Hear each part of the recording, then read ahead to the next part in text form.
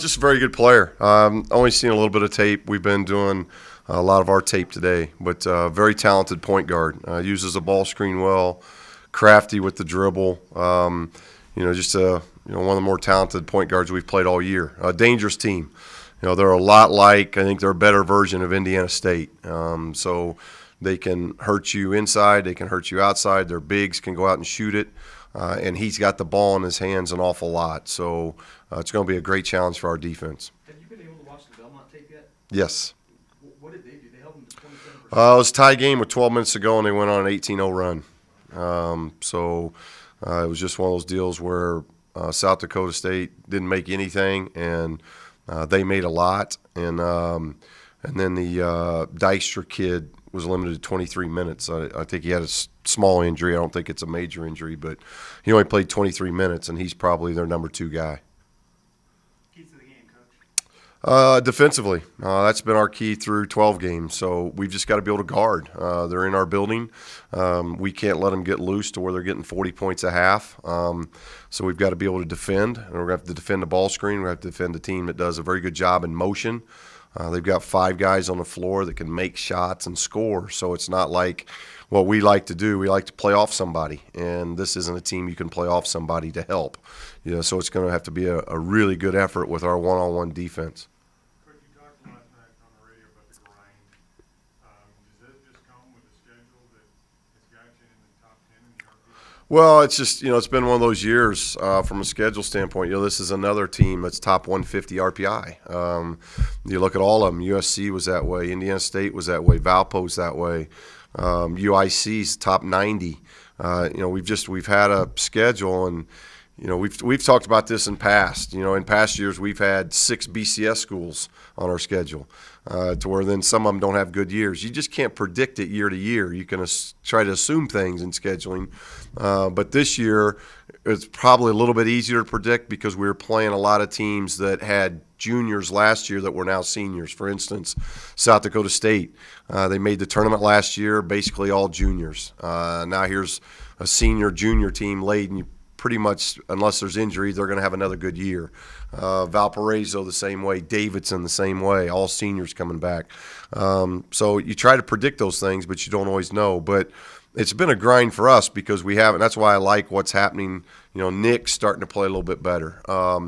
But we just haven't had a breather to where we win a game by 30 points and we throw our freshmen out there and give them 10 minutes to, hey, this is what this level's about. Make a bad pass, make a bad decision, and it not hurt the team. They're playing in some very heated moments right now, and that's hard on them. But they are making strides and doing a lot of good things. Is it safe to assume Kendall will get the Walters matchup most of the night, or? No, not yet. No, I don't think that. Walters is a point guard, and we play both Hugh and Kendall at point. But they're good top to bottom. The Carlson kid's really talented at the shooting guard, so I don't see us making a lot of changes. We can put Hugh on him. We can put Kendall on him. We can come off the bench with different people. So I don't think it's just going to be one guy guarding Walters. Coach, can you talk a little bit about just what they've been able to do, what Hugh's been able to do, what Kendall's been able to do, and now being on this Kuzi watch list, and just what they've meant to this squad? Well, it's a great tribute to them and to our program and to the school. First time in school's history we've had 2 players on the Kuzi watch. That again goes in line with what we've been trying to do in branding this thing nationally, and we're starting to get some great attention nationally. We're on ESPN radio again today. We're going to be on ESPN in the Cincinnati game. So we're getting a lot of attention, and that's always good. It's great for the program. I think it's even more beneficial for the school. So these guys have been doing some terrific things, and Hugh and Kendall are very good players, and they're deserving of it. And it's like we've said before, Hugh can be having a great night, he can be having a tough night, but in the last 4 minutes, I don't know of anybody else on our team that wants to take that shot bigger than Hugh does. And he made a big 3 for us last night. He gets a huge rebound for us last night. And then Kendall was as good as I think he's been all year, start to finish in that game last night. So these are two guys well deserving of it, and 2 guys that are playing very well. Coach, the last time this club was 12-0 was the Darrington camp. Do you see comparison? Do you see parallels in those? It's hardly. I forget things, so I know that was a very talented team that took on every challenge, and They won a lot of games away from home. That team there was a terrific road team. Could really shoot the basketball. We were shooting that year. We shot the ball a lot better than what we're doing right now. That team in the end became a very good defensive team. I don't think it was early on. Darrington bought into it, and once he bought into it being our best player, we started to take our game to another level in league play. This team has been really solid defensively from the start. It's been more of a team that hasn't shot the ball particularly well through 12 games. I think we're shooting 42, 43% on the year. That might be the lowest in our 6 years since we've been here as far as team shooting percentages. And yet we're 12-0 and doing a lot of good things. We're a good rebounding team. We don't turn the ball over. We take high percentage shots, and we make it hard for you to score the ways that you normally like to score. So this team's identity defensively, I think, has been a lot sooner than that team, but it's hard to match a team that won 30 games. This is the second time in 4 years that you've been able to start 12-0. I mean, how difficult is it to start the season out of the gate like this? Well, it's very difficult, especially, and I think I give this team even more credit because the schedule's much more difficult. We've been able to win 5 games away from the pit already. To be undefeated away from home, 5 games already that you've won away from home is a tremendous start. And then 2, all the question marks start the season. Alex Kirk didn't play at all last year. You lose a Drew Gordon. You lose a A.J. Hardiman. A.J. Hardiman basically started for 3 years for us. So you lose a 3-year starter. You lose a guy in Drew Gordon who, in my mind, is an NBA-type player.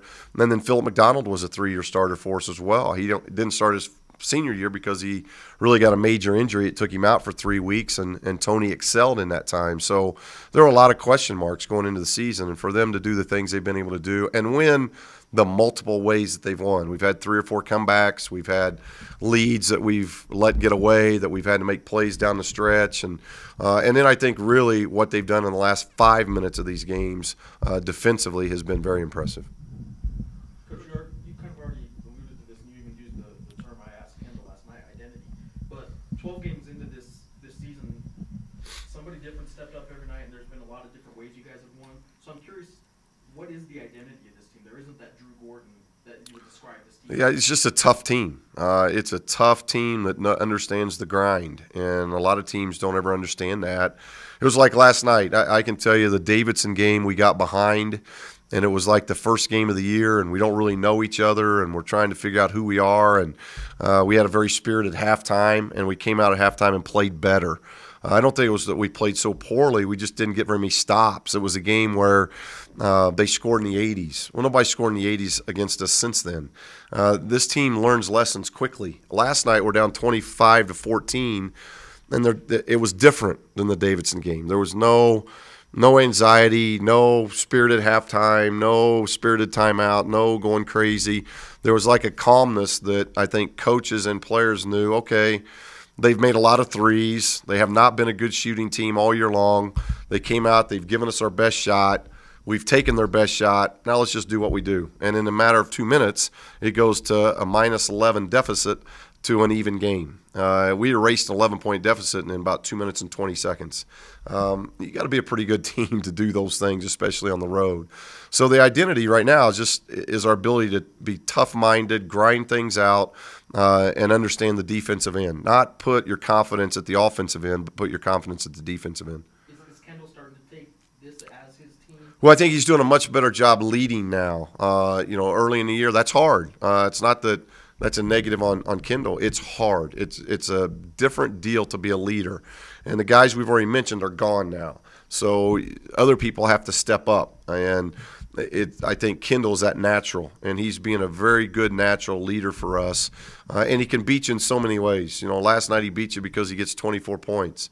But he can just as easily beat you by getting 8 assists, 1 turnover, and he's going to guard your best player and shut him down. So he's such a versatile leader and such a versatile player that he can beat you in multiple ways, and not a lot of players can do that. Coach, do you see some of Kendall's traits and coming from a guy who was the leader on his team in college? I mean, do you see some of yourself in Kendall? Well, I'd tell you he's from Cali and I'm from Indiana, so that's really different. But he's doing a tremendous job. I don't lead, to be honest with you, comparing teams and comparing players, that gets to be difficult because I want everybody to be their own identity. I want our team to have its own identity. We've made mention, everybody's made mention of the 30-5 season. It's the best season ever in the history of Lobo basketball. So I'm not ready to compare this team to that. That was a unique team that went through a very difficult league. We've got phenomenal games ahead of us. To say this team can win 30 yet, we're a long way from that. If we meet our ceiling, we can have a very good year. We can have a special year. But to go 30-5, it's only happened one time in Lobo basketball. So we're not comparable to that team yet.